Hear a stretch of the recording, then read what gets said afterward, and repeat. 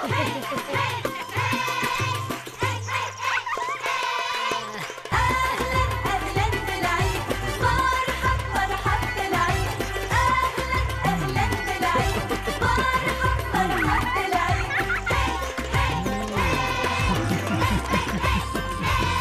كده مع مباراة الرمس أمام الجليل. المباراة دي طبعا في الجولة الأولى من درع الاتحاد الأردني 2023.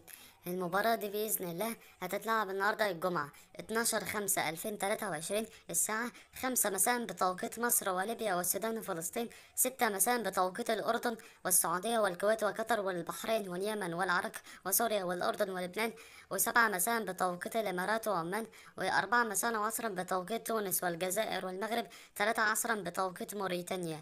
أما القنوات الناقلة فهي الأردن الرياضية بصوت مالك غير معروف.